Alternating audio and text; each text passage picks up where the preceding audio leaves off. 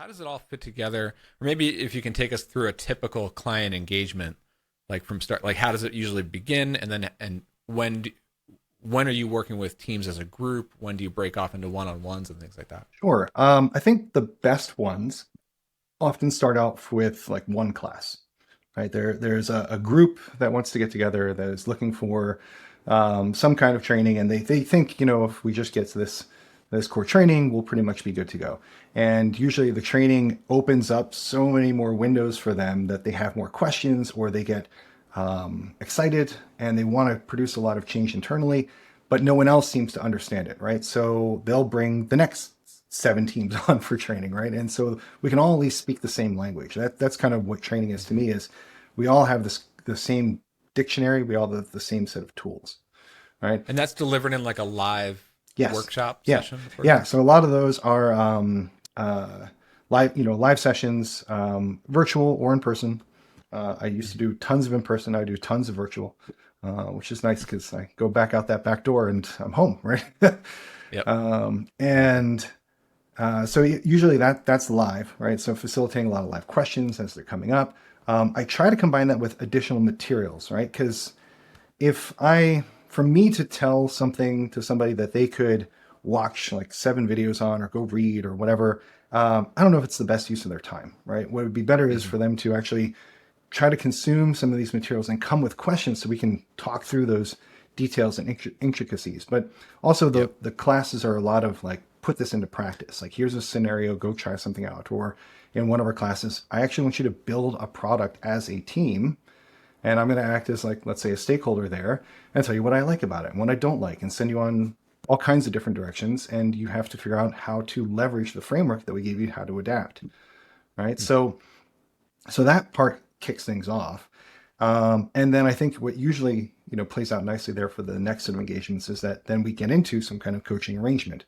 To me, the best coaching sessions are when a client is willing to take on some ownership, right? And when we set up an agreement saying, like, hey, I'm not here to do the work as a scrum master, or necessarily, or to do the work as a developer or product owner. I'm not going to tell you what direction to take your product, because it's yours, right?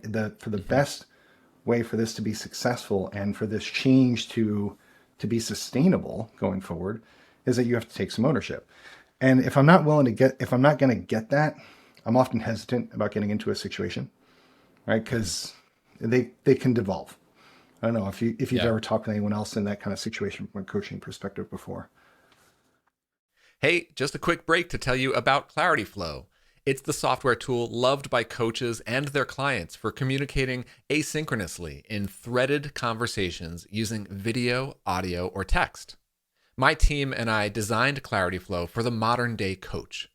It lets you give clients a single place to engage with you and all that you offer through your coaching business.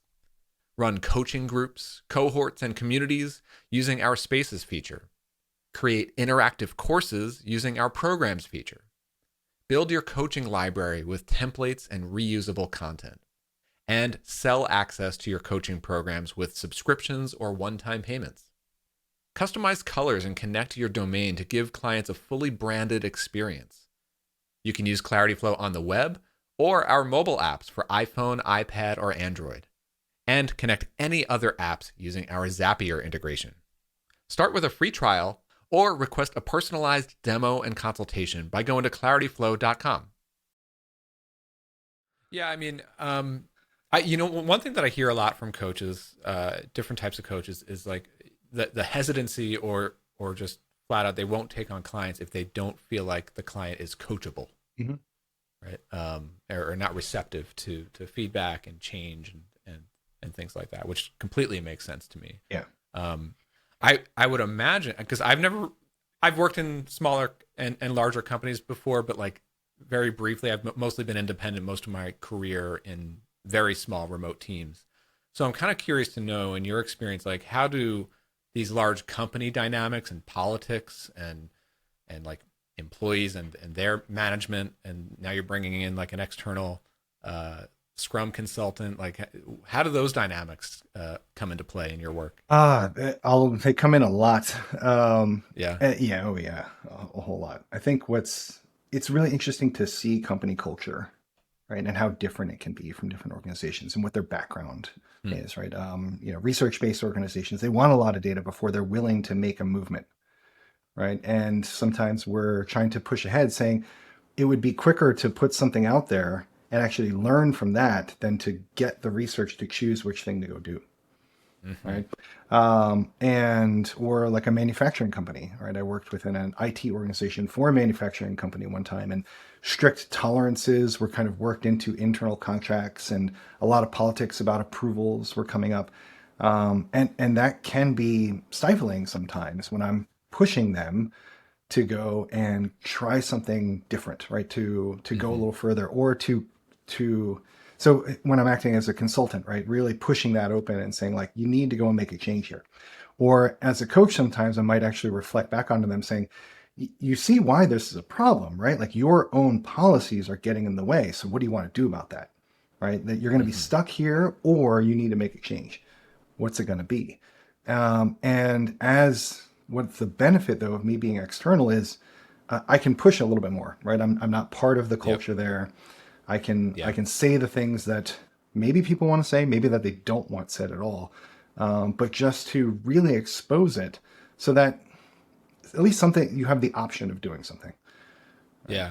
And I really like what you just sort of touched on there. And I've had the same sort of approach in like sales conversations or consulting conversations where it's like you don't necessarily need to tell the person what to do or spew a bunch of benefits and key talking points to them. It's really just about asking questions and guiding them down a path to help them coach themselves in a way, or help them, verbalize what they know to be true, and maybe when they say it themselves and they come to that own conclusion, you just sort of ask the right questions to get them there.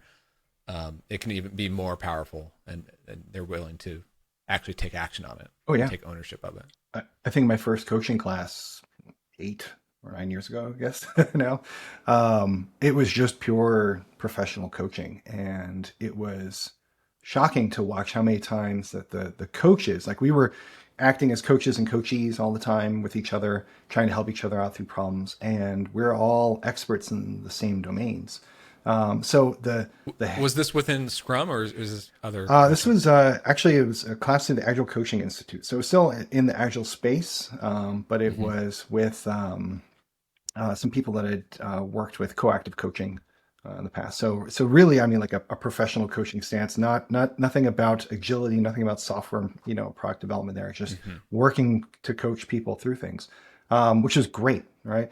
But it was because it was through the Agile Coaching Institute. There were lots of Agile focused and software focused people coming into it, Right. and Right. all of them wanted to say what they would do or what their experience was or anything immediately upon hearing the story. And that was the one thing we were trying to train out of ourselves, is that you didn't have to be a domain expert in order to Hmm. provide useful coaching, but you have to be able to understand how to help hold that accountability with someone, and how to help them expose and reflect back the problems in different kinds of ways, right? And give them the opportunity to solve the problem, because they probably have the skills to do it. They've just gotten themselves stuck along the way.